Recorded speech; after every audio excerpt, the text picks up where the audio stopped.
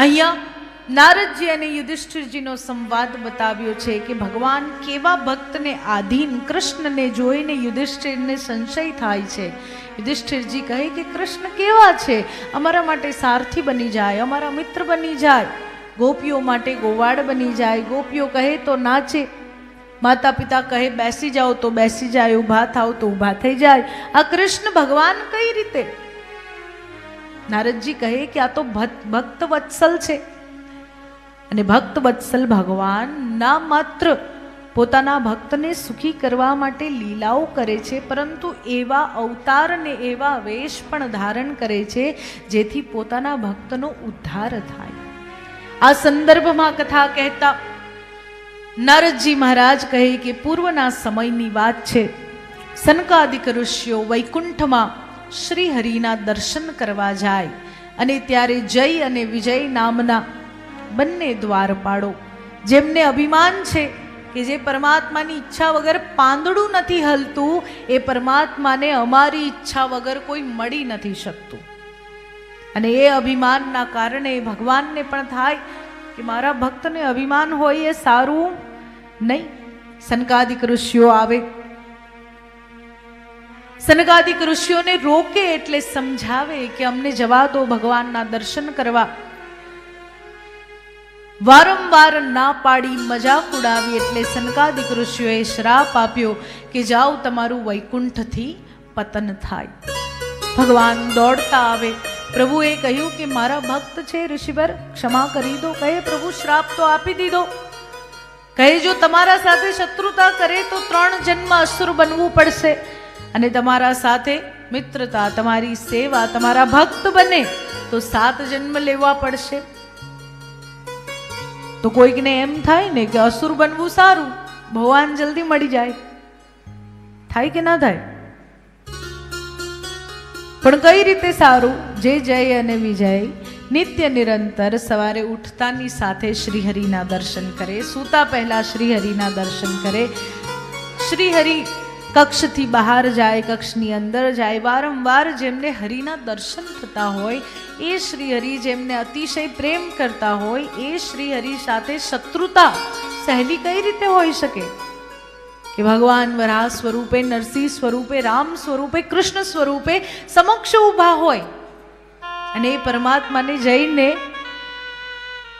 હાથ જોડીને નેત્રમાં અશ્રુ આવી જાય, ગદગદિત કંઠે પરમાત્માની સ્તુતિ કરવાના બદલે પરમાત્માને શત્રુતા બતાવી પડે. આ સહેલું કઈ રીતે હોઈ શકે?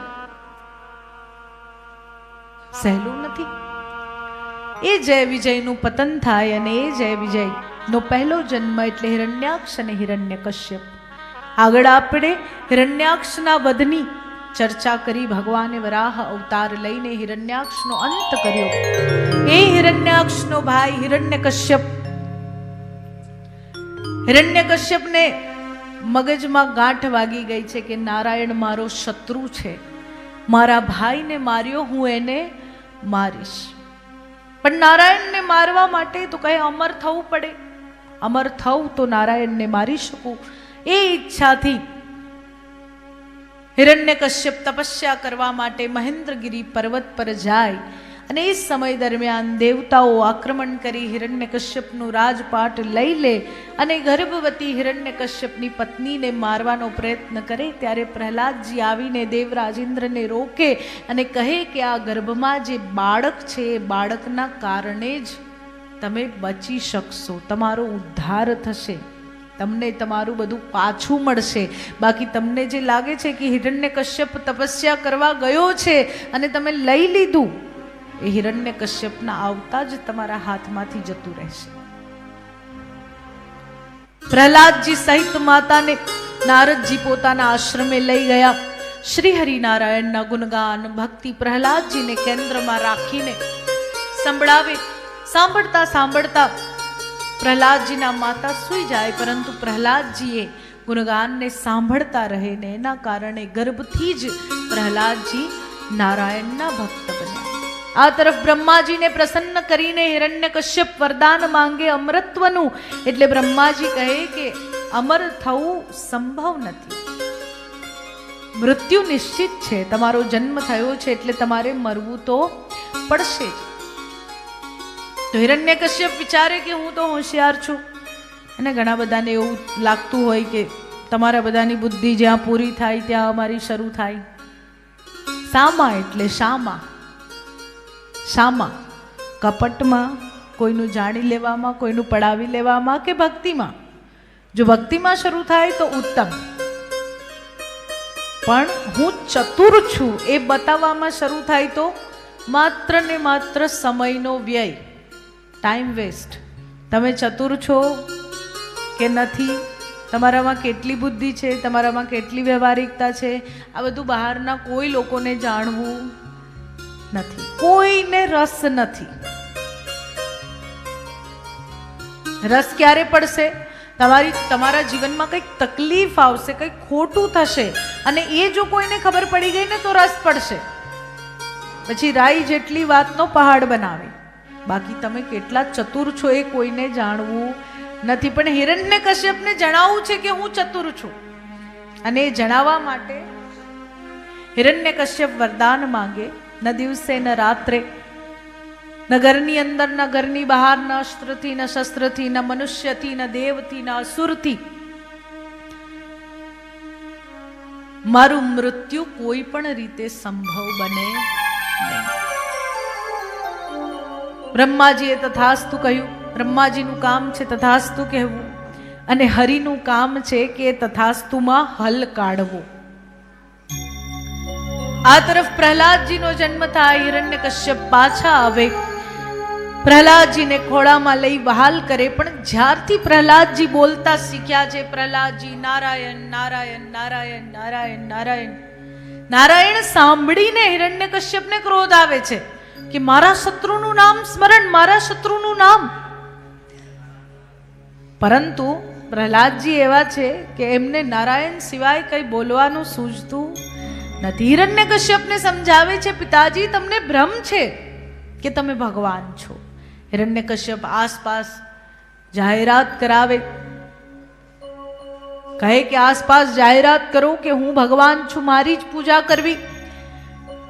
કોઈ ભય ના મારે, કોઈ પ્રેમ ના મારે, કોઈ સ્વીકારે, કોઈ અસ્વીકારે, હિરણ્યકશ્યપની પૂજા કરવાની શરૂઆત કરી દે,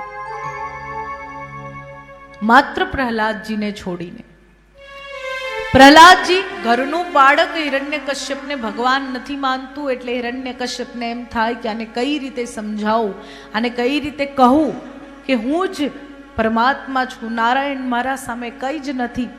ગુરુકુળમાં અભ્યાસ કરવા મૂકે તો પ્રહલાદજી મહારાજ નારાયણની ભક્તિના પ્રભાવે એક દિવસ જ્યારે એમને એક કક્ષમાં બંધ કરી દેવામાં આવે, ત્યારે બારીમાંથી પાસે રમતા અસુર બાળકોને પણ નારાયણની ભક્તિનો ઉપદેશ આપે અને શ્રી હરિનારાયણના ભક્ત બનાવી દે. ગુરુઓએ જ્યારે આ જોયું, ક્રોધ આવ્યો, પાછા મોકલી દીધા પ્રહલાદજીને. ક્રોધમાં હિરણ્યકશ્યપે પ્રહલાદજીને પર્વત પરથી ફેંક્યા, સમુદ્રમાં ડૂબાડ્યા. અંતે તો હિરણ્યકશ્યપની બહેન હોલિકા બ્રહ્માજી પાસેથી અગ્નિમાં ન બાળી શકે એવી વરદાનમયી ચૂંદડી લઈને હિરણ્યકશ્યપને મળવા આવી. અને ત્યારે હિરણ્યકશ્યપ કહે કે આ જો આ મારો પુત્ર થઈને પણ જો સ્વાર્થ કેવો હોય, અહંકાર કેવો હોય. અહંકાર પોતાના પુત્રને મારવામાં પણ ખચકાતો નથી, સ્વાર્થ પોતાના સંતાનને મારવામાં પણ ખચકાતો નથી. હિરણ્યકશ્યપ એટલો સ્વાર્થી, એટલો અહંકારી, એટલો અંધ થઈ ગયો છે કે એને સમજાઈ નથી રહ્યું કે જેને મારવા માટે આટલો તડપી રહ્યો છે, ઉત્સુક થઈ રહ્યો છે, એનો પોતાનો પુત્ર છે, એનું પોતાનું સંતાન છે. હિરણ્યકશ્યપ હોલિકાને કહે કે કોઈક રીતે આનો અંત કરી દો. હોલિકા પણ પ્રહલાદજીને લઈને ખોળામાં લઈને અગ્નિના મધ્યમાં બેસી જાય, અને જેવી અગ્નિ પ્રજ્વલિત કરવામાં આવે એ લાકડાઓની અંદર અંદર કે ધીરે ધીરે ધીરે અગ્નિ પ્રજ્વલિત થાય, અને વાયુદેવ સહાયતા કરે ને હોલિકાના મસ્તક પર ઓઢેલી એ ચૂંદડી પ્રહલાદજીના મસ્તક પર જઈને પડે અને હોલિકા બળીને ભસ્મ થઈ જાય. પ્રહલાદજીનું રક્ષણ થયું. હિરણ્યકશ્યપને વધારે વધારે વધારે ક્રોધ આવી રહ્યો છે. પ્રહલાદજીને જેલમાં પૂરી દીધા. 5-6 દિવસ સુધી ભોજન નથી આપ્યું. પ્રહલાદજીનો એ કારાગૃહ જ્યારે 6 દિવસ બાદ ખોલવામાં આવ્યો તો સરસ 32 પકવાનથી સજેલી થાળી, મોઢા પર લાગેલું માખણ આ જોયું એટલે હિરણ્યકશ્યપ પ્રશ્ન કરે, કોણે આપ્યું તને ભોજન? કહે, મને મારા નારાયણે ભોજન આપ્યું, મારા શ્રીહરિએ ભોજન આપ્યું. કઈ રીતે શ્રીહરિ અંદર આવ્યા? કહે, એમને આવવા માટે કોઈ તાળાની જરૂર નથી, કોઈ તાળું તોડવાની જરૂર નથી. એ જ્યાં ધારે ત્યાં આવી શકે, જ્યાં ધારે ત્યાં જઈ શકે. હિરણ્યકશ્યપ પગ પછાડતો પોતાની રાજસભામાં આવે. બરાબર ક્રોધમાં છે. સાંકળથી બાંધેલા પ્રહલાદજીને રાજસભામાં બોલાવવામાં આવે અને હિરણ્યકશ્યપનો પ્રશ્ન છે, ક્યાં છે તારો ભગવાન? ક્યાં છે તારો ભગવાન? પ્રહલાદજી મહારાજ પણ બતાવે કે બધે જ છે. પ્રહલાદજી પણ કહે છે કે બધી જ જગ્યાએ મારા ભગવાન છે, બધી જ જગ્યાએ શ્રી હરિનારાયણ છે. પ્રહલાદજીની આ વાત સાંભળીને હિરણ્યકશ્યપ બરાબર ક્રોધિત થાય. પૂછે કે શું આ થાંભલામાં, શું આ સિંહાસનમાં, શું મારામાં, શું આ સૈનિકમાં છે તારો નારાયણ? કહે, હા છે, બધી જ જગ્યાએ મારા શ્રી હરિનારાયણ છે. જો ખરેખર તારા શ્રી હરિનારાયણ અહીંયા હોય તો આ થાંભલામાંથી પ્રગટ થશે. એમ કહેતા હિરણ્યકશ્યપ જોરથી પોતાની ગદાનો પ્રહાર થાંભલામાં કરે અને ધડામ કરતા એ થાંભલો ફાડીને ભગવાન નરસિંહ પ્રગટ થાય. કેવું વિચિત્ર સ્વરૂપ છે મનુષ્યનો દેહ, સિંહનું માથું, અને દેહ લઈને ભગવાન નરસિંહ જ્યારે પ્રગટ થયા છે. હિરણ્યકશ્યપ ક્રોધમાં ગદા લઈને એમના સાથે યુદ્ધ કરવા તત્પર. કોઈ પણ અસ્ત્ર શસ્ત્ર વગર ભગવાન નરસિંહ હિરણ્યકશ્યપ સાથે યુદ્ધ કરી રહ્યા છે. ક્યારેક એને હરાવી રહ્યા છે, ક્યારેક એને છેતરી રહ્યા છે, ક્યારેક એને પોતાને ચુકાવી રહ્યા છે.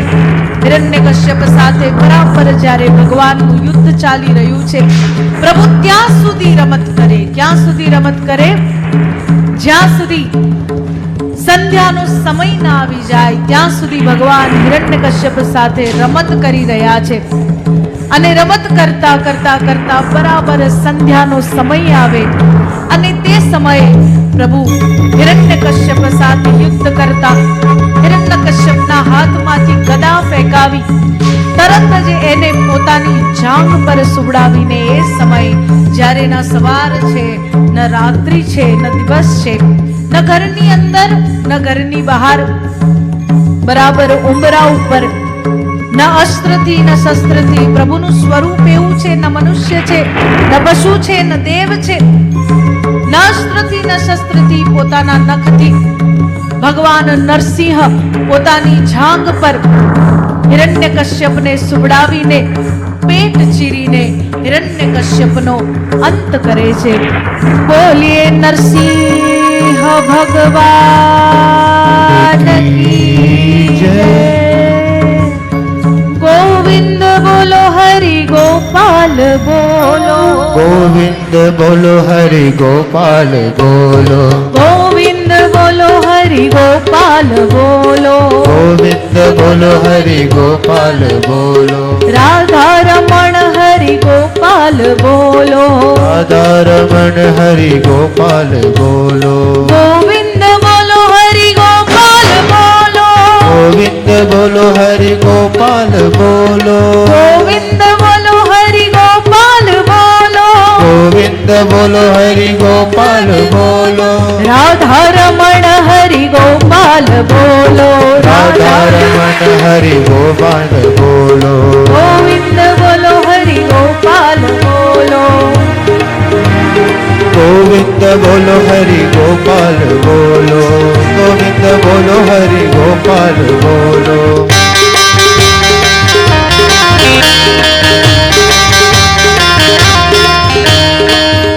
ગોવિંદ બોલો હરિ ગોપાલ બોલો ગોવિંદ બોલો હરિ ગોપાલ બોલો રાધા રમણ હરિ ગોપાલ બોલો રાધા રમણ હરિ ગોપાલ બોલો ગોવિંદ બોલો હરિ ગોપાલ બોલો ગોવિંદ બોલો હરિ ગોપાલ બોલો ગોવિંદ બોલો હરિ ગોપાલ બોલો ગોવિંદ બોલો હરિ ગોપાલ બોલો ગોવિંદ બોલો ગોપાલ બોલો ગોવિંદ બોલો ગોપાલ બોલો રાધા રમણ હરિ ગોવિંદ બોલો રાધા રમણ હરિ ગોવિંદ બોલો રાધા રમણ હરિ ગોપાલ બોલો રાધા રમણ હરિ ગોપાલ બોલો ગોવિંદ ગોવિંદ ગોવિંદ બોલો હરિ ગોપાલ બોલો ગોવિંદ બોલો હરિ ગોપાલ બોલો હે ગોવિંદ બોલો હરિ ગોપાલ બોલો ગોવિંદ બોલો હરિ ગોપાલ બોલો બોલીએ નરસિંહ ભગવાન કી જય ભગવાન શ્રી નરસિંહ એવું સ્વરૂપ, કેવું સ્વરૂપ જે કોઈને નથી ગમતું. કોઈને ગમે અડધો મનુષ્ય અડધો પશુ, પરંતુ પ્રભુ જેમનું મુખ વાઘ જેવું છે, સિંહ જેવું છે અને જેમનો દેહ મનુષ્ય જેવો છે, પ્રહલાદજીનો ઉદ્ધાર કરવા માટે પ્રભુ આ અવતાર લઈને આવે.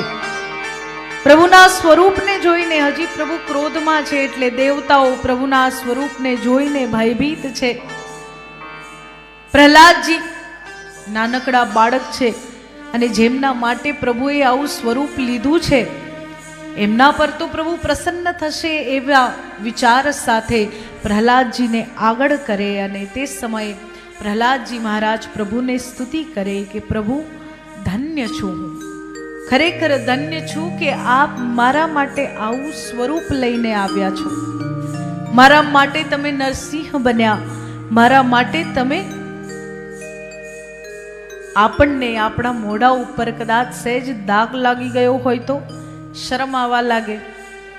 કોઈ મારા પર હસશે, કોઈ મને જોશે તો શું કહેશે, પરંતુ ભક્ત વત્સલ ભગવાન પોતાના ભક્ત માટે વિચિત્ર શરીર, વિચિત્ર સ્વરૂપ ધારણ કરતા પણ વિચાર નથી કરતા. પ્રહલાદજી પર પ્રભુ પ્રસન્ન થાય. વરદાનમાં પ્રહલાદજી માંગે કે માત્ર એટલું વરદાન કે મારા કુળમાં જન્મનાર કોઈને પણ તમે મારશો નહીં, તારજો પણ મારતા નહીં. પ્રભુ વરદાન આપે અને આપણા તરફ કરતા દક્ષિણ ભારતમાં ભગવાનના આ નરસિંહ સ્વરૂપનું પૂજન વધારે કરવામાં આવે છે, એમની ઉપાસના વધારે કરવામાં આવે છે.